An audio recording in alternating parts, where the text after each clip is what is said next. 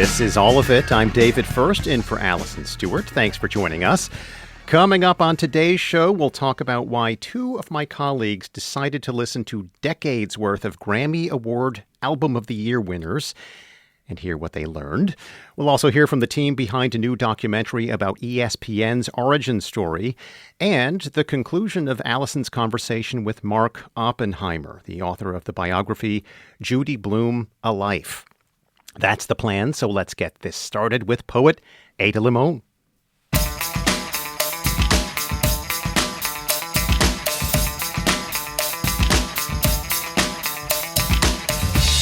Today is the first day of National Poetry Month. It's a time to celebrate an art form that has the power to inspire, to comfort, and to challenge us.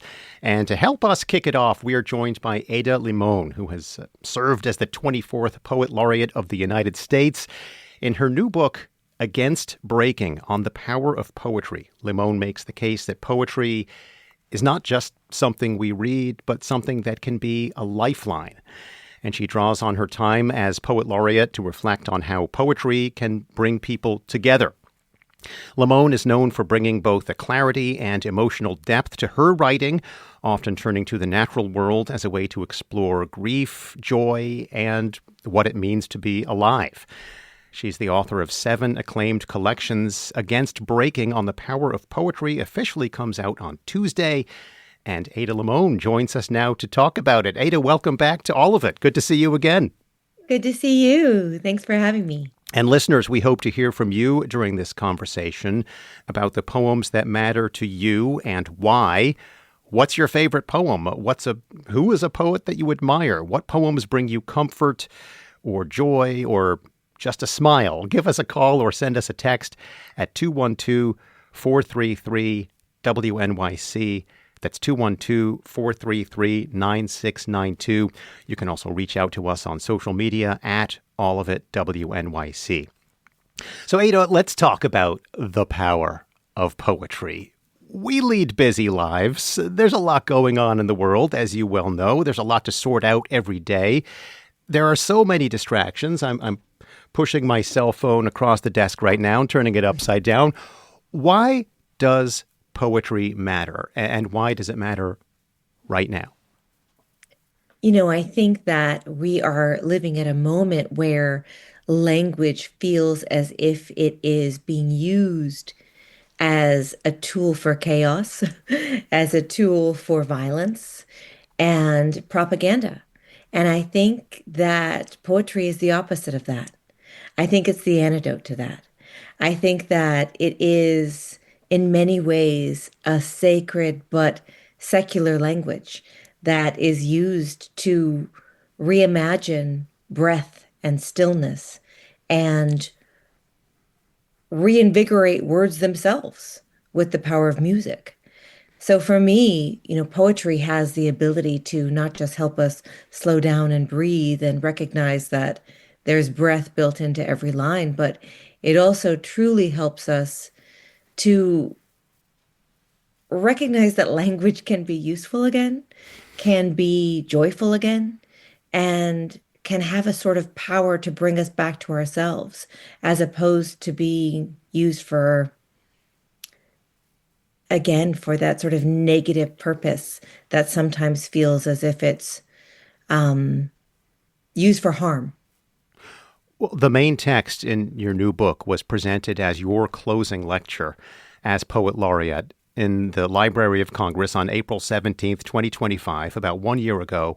In your introduction, you say, "When I walked on the stage in the Coolidge Auditorium in the Jefferson Building at the Library of Congress, our nation was changing in dangerous ways that we were just beginning to witness. We knew what was coming."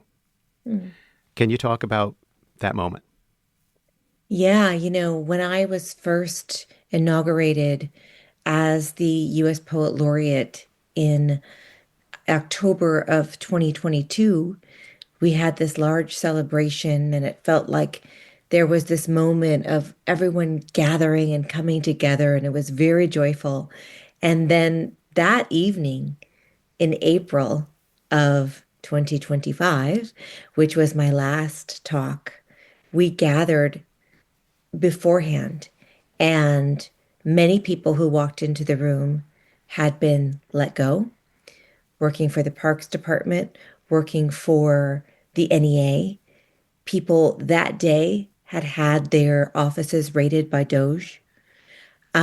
It was a complete reversal of where we were 3 years before when we had this sort of feeling of momentum. And I think I took that stage recognizing that we were heading in a very dangerous direction. And I remember my friends at the National Parks Department saying, you should wear green in support of us. Hmm. And so I wore my green suit thinking all the little small ways that we can show up for each other. And yeah, it was a very strange and surreal moment, especially to have experienced the its opposite in the fall 3 years earlier. Did you feel the weight of responsibility for being there to represent your colleagues? And what message did you want to deliver with this address? Yeah, I felt the weight of responsibility, but also I felt as if all of us were going through it. I really, in the 3 years I served in that role, I worked a lot with federal agencies, with some of the best federal agencies, including the Library of Congress, including the National Parks Department. Um, and I think for me, it felt as we were grieving together. And what I wanted to do was recognize the moment, but also to offer even a small little moment of hope. But not hope as something you have or that someone can give you, but hope is something you do, Hmm. something that you show up for every day. And like much of my writing, as much as it was for everyone in that room, it was also for myself. As I think many of us know, that sometimes when you're having a hard time and you're recognizing the great grief of the moment, what you can do is try to show up for others. And in doing so, you buoy yourself. That's a beautiful speech, and it's a beautiful book, Against Breaking, on the Power of Poetry by Ada Limon. And I wanted to ask you how you arrived at that title for this book, Against Breaking. I feel like, and I'm sure you are well aware of this, that we keep using the phrase a breaking point. And everyone, oh, it feels like we're at a breaking point. And I kept thinking, what does that look like? And I thought, no, we can't break. We have to move and shift and grow and change and meet the moment as new people for sure. But we can't be destroyed by this moment. We can't break. And so I thought, what are the tools that we have? And there are so many. There are so many, even though sometimes it feels like there aren't. And poetry is one of those tools that can help us remember our courage, remember our humanity. And I feel that way about all the arts, that they're a way of showing up and celebrating what's good in us. And it's hard. It's hard to see that. I think, as you know, I mean, in your work, there's so much of what we do that is recognizing the very difficult moment that we're in. And I think we also need to recognize that there is so much good and so many people creating things, making things, whether it's music or paintings or poems. And so that's where the title came from, was that I felt like poetry could allow us not to break and instead bend Hmm. and shift and kind of move with the moment and meet it with grace and power. We're speaking with poet Ada Limon, and we'd love to have you join this conversation as well. Let us know about perhaps a favorite poem, maybe a poet that you especially like to lean on during uncertain times. Give us a call, 212-433 WNYC. That's 212-433-9692. And let's welcome Charlotte to the conversation in Rye, New York. This is All of It. Thanks for joining us. Hi, thank you guys so much for having me on. It's so funny that what your conversation just went to because the poem I wanted to share is from Andrea Gibson, who recently Mm, passed and just had, a whole documentary come out about their life and mm, dealing with grief and celebrating grief. mm. So first, I recommend to everyone to see that documentary, Come See Me in the Good Light. And short, super short poem of hers called "Good Grief" from her book. From their book, You Better Be Lightning. That just reads, "Let your heart break so your spirit doesn't." And just those four simple lines hold so much power. And that is what I find is so amazing and freeing about poetry is that, three, four, five words can say more than a whole, 500-page book. And they can hold so much meaning and power. And, especially when you know the story that surrounds an author as well, it brings even more profundity to it. But yeah, their words stand alone. I just wanted to share that. Mm. Charlotte, I'm thank you so so much. glad. I love Andrea, and their work has been just so beautiful to experience. And that documentary is incredible. So I so appreciate you bringing their poem into the space today. That it was really good for me to hear.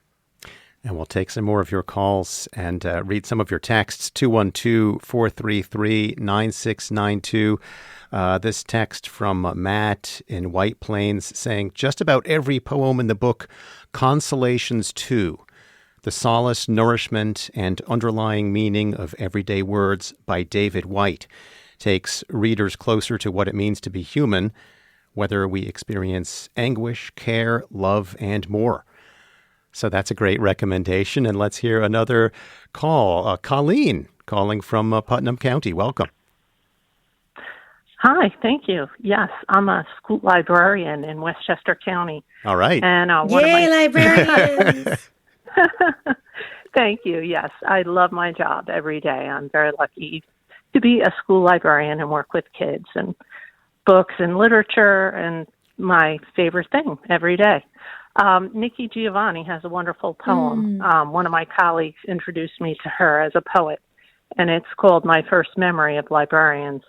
And at the end of the poem, she says, the welcoming smile of my librarian, the anticipation in my heart, all those books, another world just waiting at my fingertips.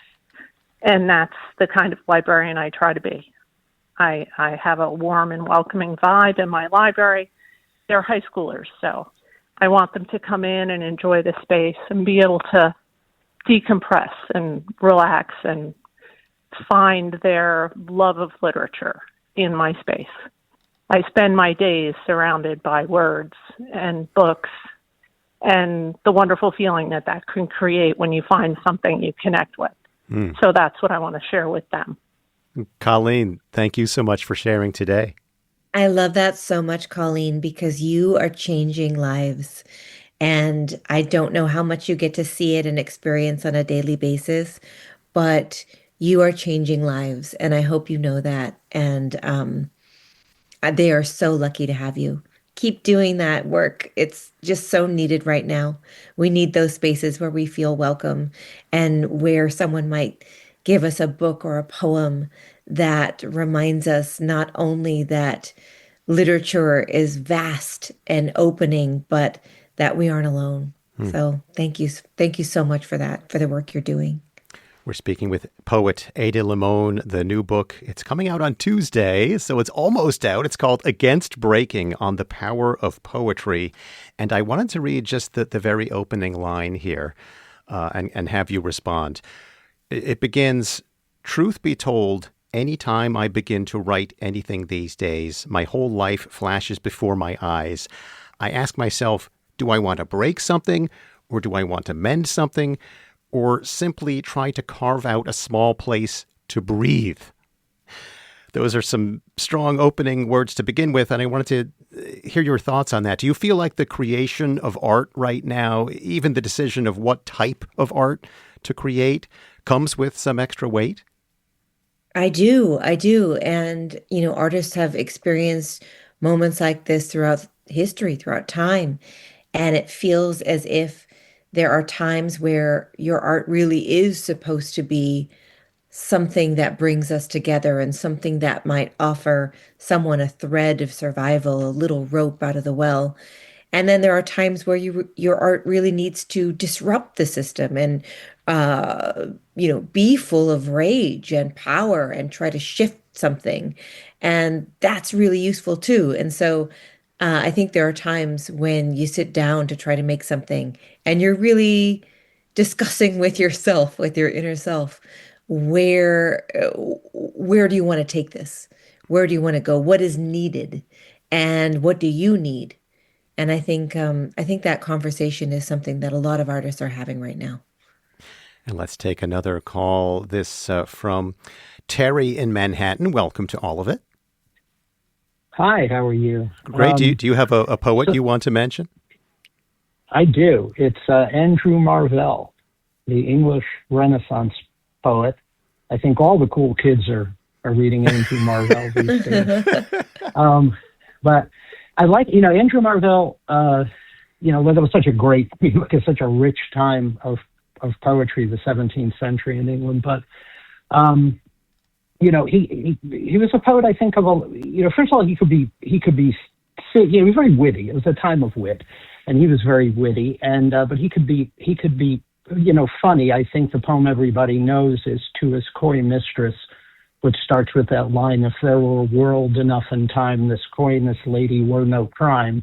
And, but he also wrote these beautiful pastoral poems, and he just has really arresting lines. And I think, in these turbulent times, a pastoral is a nice thing to read. It's almost like being out in nature in a book. Mm. Oh, I love that you brought in Andrew Marvell, and I feel as if there's something very true right now for me that nature poetry, which can get a bad rap, as you know, Can it? but Yeah. I find it so healing right now, and when I put together the anthology "You Are Here," which is all new nature poems, I was thinking about some of the great poets that I admired who wrote some of those early nature poems. And I love that you brought that in because, I think about Whitman.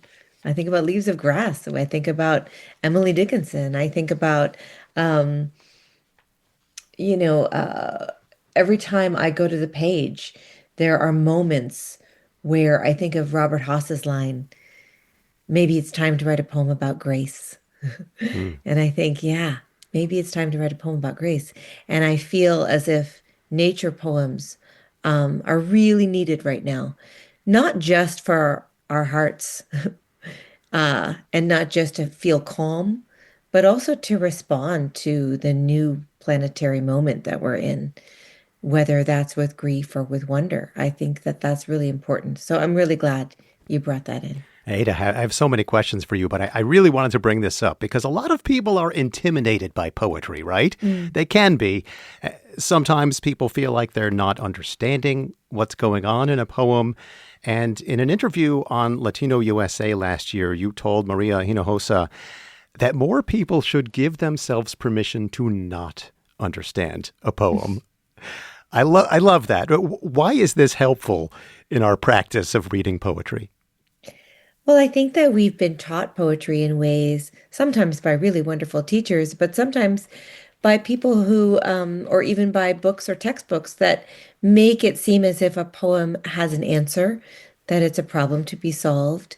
And it's much more like music. It's much more, if you're listening to the radio in the car, or if you're listening to, whatever streaming service you use, oftentimes you get to a song you don't really like, you skip it, and then you just listen to another song. But it doesn't mean you don't like music if you skip one song. And sometimes people will read one poem and think, oh, I don't like poetry, as if one poem represents all of poetry. But the other thing we do with music is we don't say you have to understand it in order to like it. So sometimes what happens is you just need the poem to wash over you, to hear its music, to even be distracted by an image. I once had this woman who said, "I'm so sorry. I didn't really pay attention to the rest of the poem you read because I started thinking about my own mother. And then I got distracted and I had this whole memory of my mom and when she drove me to an appointment. And I said, no, that's wonderful. My poem just made you time travel. Like, that's incredible. That is the right experience with a poem. Whatever experience you're having is the right experience with a poem. And I just want people to have that permission to, sometimes get distracted by their own emotional interiority. And that's a beautiful thing too. We're speaking with poet Ada Limon here on All of It on WNYC. The new book is Against Breaking, on the power of poetry. And we're also taking your calls. Join this conversation. Let us know about some of your favorite poets and poems. And let's hear from, James in North Carolina. Do I have that right? Yes, sir. Can you hear me all right? Yes, welcome. Thank you. Yeah, I'm James. I live in Brevard, North Carolina, an hour west of Asheville in the scenic Blue Ridge Mountains, where my family's been for 300 years. But I lived in New Jersey and commuted and worked in Manhattan for the 10 years before COVID and realized that there was a lack of nature. So going back to the nature poetry, I've always been a fan of minimalist nature poetry. Especially my favorite poem is by 8th century Chinese classical poet Li Bai. It's called Green Mountain. And if I may, can I read it for you? Yes. Please. Yeah, sure. It's you ask me why I dwell in the Green Mountain. I smile and make no reply, for my heart is free of care. As the peach blossom flows downstream and has gone into the unknown, I have a world apart that is not among men. And there is a silence in those words that reminds me of when I sit by a river and ponder our place in this large universe, that there's quiet in between the words that ground me. I love that. I'm thinking of Wendell Berry's the piece of Wild Things. And that's just so incredible because, when I was doing my project, You Are Here, we ended up putting a poem by Lucille Clifton in the Smoky Mountains. And being in that place is just so incredible. So I'm really glad that you brought that in because it feels to me like you just brought a little bit of the Smoky Mountains here. And thank you for that as well. Yes. Let's take another call. Susan in Queens. Welcome to All of It. Hi. I'd like to read A Coat by William Butler Yeats, which has been my favorite for more than half a century. Wow. Okay, Yes. please. I made my song a coat, covered with embroideries out of old mythologies, from heel to throat. But the fools caught it, wore it in the world's eyes as if they wrought it. Song, let them take it, for there's more enterprise in walking naked. I just always found when I would think of this, when I was feeling a little show-offy and stuff, and it would always bring me back to being a little more humble and a little more introspective as to why. Okay, thank you. Thank you so much for sharing. I love that. Yeats is one of my favorites. Are there certain poets, Ada, that you've been thinking about especially over the past year or two?